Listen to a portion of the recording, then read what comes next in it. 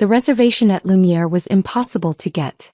3-month waitlist, Michelin 2-star, the kind of place where celebrities ate in private dining rooms and tech CEOs proposed to supermodels. My brother Daniel had called in favors to secure a table for 8 on Dad's birthday. Only the best for the old man, Daniel said as we walked through the marble foyer. He'd worn his Brioni suit for the occasion, the one he bought after his promotion to partner at his law firm. The hostess led us through the main dining room, all dim lighting and velvet chairs, to a semi-private alcove with floor-to-ceiling windows overlooking the city. "This is gorgeous," my sister Isabelle breathed.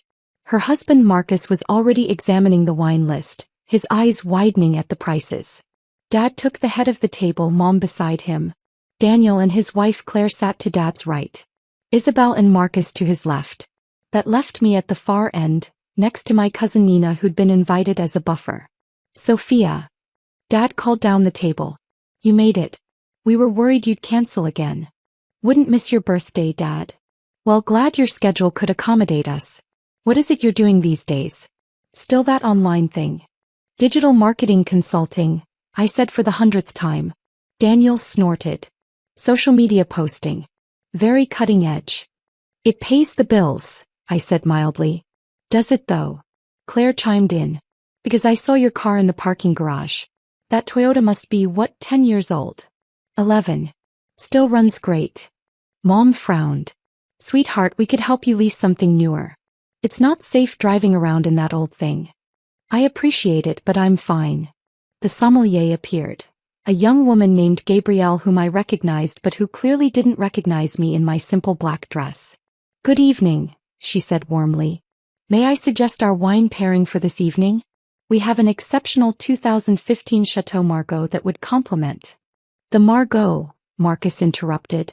"How much?" $800 per bottle, sir." His face paled. "Maybe just the house wine." Daniel waved a hand. "This is Dad's birthday. We're doing it right. Bring 2 bottles of the Margaux and a bottle of the Cristal champagne to start." "Excellent choice, sir." After Gabrielle left, Isabelle leaned over. "Daniel, that's going to be expensive." "We'll split it," Daniel said confidently. 8 ways. Totally reasonable. Dad ordered the Wagyu beef tasting menu. Mom chose the Dover sole. Daniel and Claire both ordered the chef's tasting with wine pairings. Marcus and Isabelle went for the prix fixe menu. When the server reached me, I ordered the simplest entree on the menu, the roasted chicken. "Just the chicken?" Mom asked. "Sophia, you should try something special. This isn't a place you can afford to come to often." "The chicken looks good." "She's watching her budget," Claire said sympathetically. "Smart." Nina, beside me, ordered the salmon and gave me a look that said, "I'm sorry you have to deal with this." The champagne arrived. Daniel made a toast about family, success, and Dad's 60 years of wisdom. Everyone clinked glasses. The meal progressed in courses. Each dish was a work of art.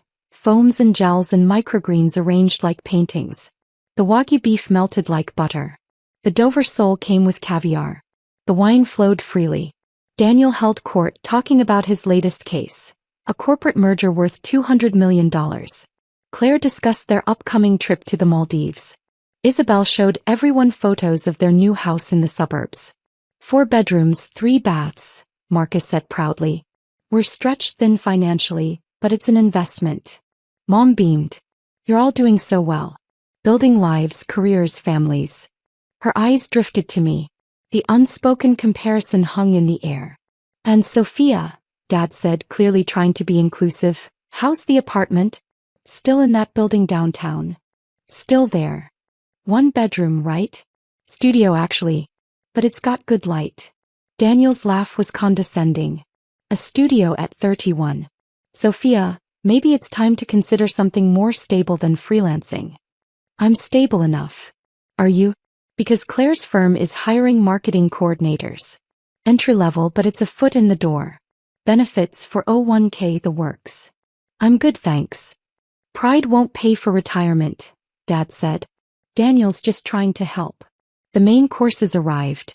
My roasted chicken was perfectly cooked, simple and elegant. Around the table, everyone else's plates looked like abstract art installations. "This Wagyu is incredible," Dad announced. Probably the best steak I've ever had. $120 per portion, Daniel said. Worth every penny. Mom's Dover sole came with champagne beurre blanc. Claire's tasting menu included foie gras and truffle risotto. Even the side dishes, broccolini with almond butter, fingerling potatoes with caviar, were extravagant. Meanwhile, my roasted chicken sat modestly on its plate with roasted vegetables. Sophia's chicken looks nice, Isabelle said, trying to be kind. It's delicious, I assured her. Dessert brought more champagne, a birthday cake the restaurant had prepared special, and a parade of petit fours and chocolate truffles. Finally the check arrived. Daniel picked it up, scanned it and whistled. Okay, we did some damage here. How much? Marcus asked nervously. $8,200. But that includes the tip. Daniel pulled out a calculator. Split 8 ways, that's $1,025 per person. Isabelle choked on her water. Each. We ordered the good stuff, Daniel said unapologetically. This is what fine dining costs. Marcus looked sick. We didn't order the tasting menu. But you drank the wine, Claire pointed out. And had the champagne. We'll split it evenly, Dad declared. Fair is fair. Everyone contributes equally. Nina shifted uncomfortably. I only had the salmon and 1 glass of wine. Equal shares, Dad repeated firmly. That's how we do things in this family. No one gets special treatment. His eyes landed on me. That includes you, Sophia. I know money's tight, but you're part of this dinner. Everyone pays equal shares. I reached for my purse slowly. Equal shares. Got it. We can work out a payment plan if you need it, Daniel offered generously. I know $1,000 is probably tough on your budget. I'll manage. That's when Gabrielle the sommelier appeared at my elbow. She leaned in close, her voice barely a whisper. Ms. Laurent, I'm so sorry to interrupt, but your general manager needs you urgently.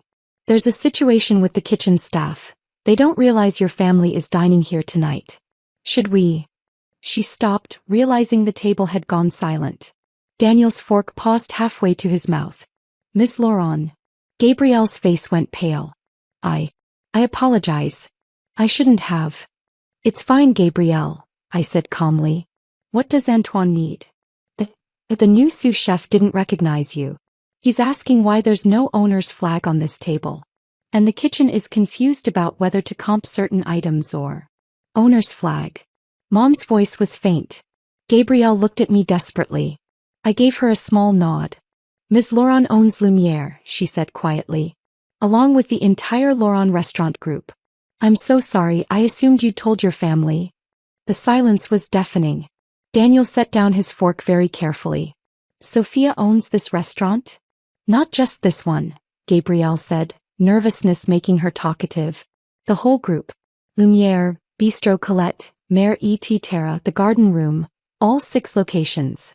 6 restaurants, Isabelle whispered. Dad's face had gone red. Sophia. What is she talking about? I looked at Gabrielle. Tell Antoine everything's fine. No owner treatment needed. And please bring the check total. The actual total including what was comped. Yes, ma'am. She fled. 8 pairs of eyes stared at me. You own this place, Daniel said flatly. I do. The Michelin-starred restaurant where I called in favors to get a reservation. That would be the one. How? Claire's voice cracked. How could you possibly? I started with a food truck 9 years ago. Saved everything, reinvested profits, learned the business from the ground up. Opened my first bistro 5 years ago.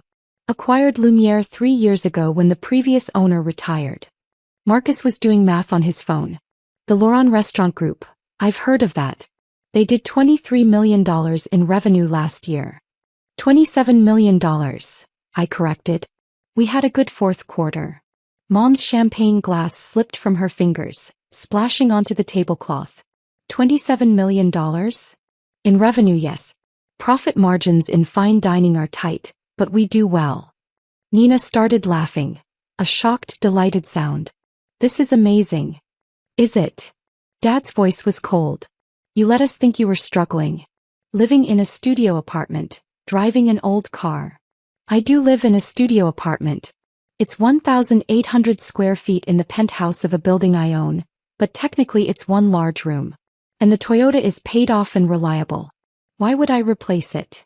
The budget comments, Isabelle said weakly. We felt sorry for you. I know. Daniel's face was turning red. The job offer. Claire's firm. Entry-level marketing coordinator. Was genuinely kind, I said. Unnecessary but kind. You let me lecture you about financial stability while you own 6 restaurants? You seem to enjoy it. Gabrielle returned with a leather folder, setting it carefully in front of me. I opened it to show the table. The actual bill before comps, $12,400. I had the kitchen comp, Dad's Wagyu tasting, the birthday cake, and 2 bottles of wine. The $8,200 you saw was after my adjustments. You paid for part of dinner, Mom said numbly. Without telling us. Would you have accepted it if I had? Silence. Exactly. You would have refused, insisted on paying your share, made it awkward. This way, everyone enjoyed their meal. Dad's hands were shaking. The equal shares speech. I told you to pay like everyone else. You did. $1,025. I was going to make you pay $1,025 for a dinner at a restaurant you own. It would have been fine. I would have paid it. But the staff, good God, Sophia, the staff must think we're insane. The staff thinks you're guests who don't know who I am. Which is accurate. Claire found her voice. The 3-month waitlist. The impossible reservation. Daniel's assistant called 6 times, I said. Very persistent. I told my hostess to accommodate him. You knew we were coming? I knew someone named Daniel Laurent requested a table for his father's birthday. I assumed it was you. And you said nothing? I wanted to see how dinner would go. Nina was still grinning. Best birthday dinner ever. Is it? Dad's voice was harsh. My daughter owns this restaurant and let me sit here like a fool, ordering the most expensive items, talking about splitting bills. You're not a fool, I interrupted. You're my father having dinner with your family at a nice restaurant. That's all this was supposed to be. But the comments about your car, your apartment, your career were based on assumptions. I never corrected them. Isabelle's eyes were wet. We patronized you. For years. You did. And you just let us? What was I supposed to do? Announce my net worth at every family dinner? Wave my tax returns around? You could have said something. Daniel's voice rose. Instead of letting us think you were barely scraping by. Would it have changed how you treated me? The question hung in the air. Or would you have just found other reasons to feel superior? Maybe criticized my choice of restaurants instead of cars? Judged my single status instead of my apartment size? No one answered. I stood up, smoothing my simple black dress. Gabrielle, please comp the entire meal. Put it on my house account. The whole $12,400? She asked. All of it. Including the wine Daniel ordered. Miss Laurent, that's very generous. It's my father's birthday. Consider it my gift. I looked around the table. Happy birthday, Dad. Dinner's on me. All of it. Not split 8 ways, not equal shares. Mine. Sophia, Mom started. I need to check in with Antoine about the kitchen situation. Enjoy your dessert wine. It's a 1997 Sauternes, very special. Gabrielle will bring it out shortly. I walked away from the table, feeling their stares follow me. In the kitchen, Antoine was plating desserts, his usual chaos of organized perfection. Chef, I said quietly. Everything okay? He looked up and immediately wiped his hands. Mademoiselle Laurent. Yes, I just realized. Table 7 is your family. It is. And we comped items without you authorizing. It's fine. Comp the entire meal. My father's birthday. His eyes widened. The whole table. But that's my restaurant, my rules. Antoine. The Wagyu tonight was perfect. Best we've served. His chest puffed with pride. Thank you, chef. I returned to the dining room 20 minutes later.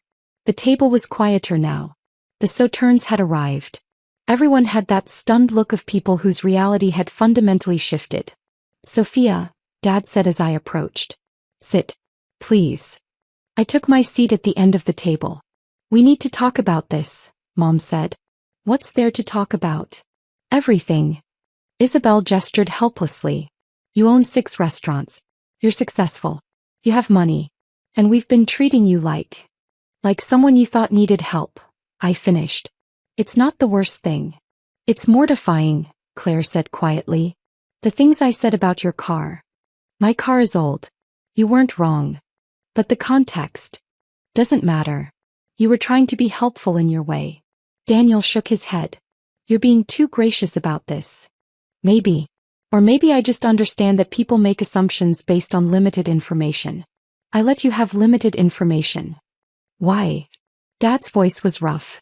Why hide this from us? I thought about it. Because I wanted to know who I was to you when I wasn't impressive. When I didn't have the fancy car or the big house or the corporate job title. I wanted to know if you'd love me anyway. Of course we love you. Mom's tears were flowing now. Do you? Or do you love the idea of me now that you know I'm successful by your standards? The table went quiet.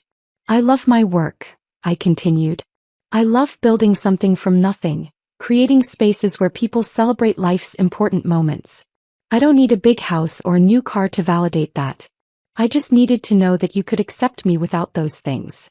And we failed, Isabelle whispered. You didn't fail. You're just learning who I actually am instead of who you assumed I was. Nina raised her wine glass. To Sophia, owner of the best restaurants in the city and the most patient woman in this family. Slowly, others raised their glasses. Dad's hand shook slightly. To Sophia, he said quietly. I'm sorry for the equal shares speech. I'm sorry too, Daniel added. For everything. Me too, Claire whispered. Mom just cried. We finished the sauternes in relative silence. As we left, the staff lined up to thank Dad for coming. A courtesy they extended to all VIP tables, but one that took on new meaning given the circumstances. In the parking garage, Daniel walked me to my Toyota. Sophia, he stopped looking at the 11-year-old car. You really could afford any car in the world. I could. But you choose this. I choose this. He laughed weakly. You're either the most grounded person I know or completely insane. Maybe both. The Laurent Restaurant Group. You built that yourself. From a food truck, yes. I'm proud of you. I should have said that years ago, but I'm saying it now. Thanks, Daniel. And I'm sorry. For being a condescending ass. Apology accepted. I drove home to my studio apartment, the penthouse with the skyline view, and poured myself a glass of wine. My phone buzzed. A text from Dad. Asterisk, your mother wants to book the garden room for her birthday. I told her she needs to call and make a reservation like everyone else. Is that right? Asterisk. I smiled and typed back. Asterisk, that's exactly right. Tell her to try the spring menu. It's exceptional. Asterisk. She wants to pay. Asterisk, of course. Regular rates. Asterisk. Even for family. Asterisk, especially for family. That's how you know it's real. Asterisk. A moment later. Asterisk, your mother says to tell you the chicken tonight was perfectly cooked. And she's sorry. Asterisk. Asterisk, tell her the chicken was good. And I know. Asterisk. I stood at my window looking out at the city lights. Somewhere out there, Lumière was finishing its dinner service. The kitchen was winding down. Gabrielle was opening wine for the last tables. My restaurant. My business. My life. Built one dish at a time, one customer at a time, one quiet decision at a time. And now my family knew. That was going to take some getting used to. For all of us.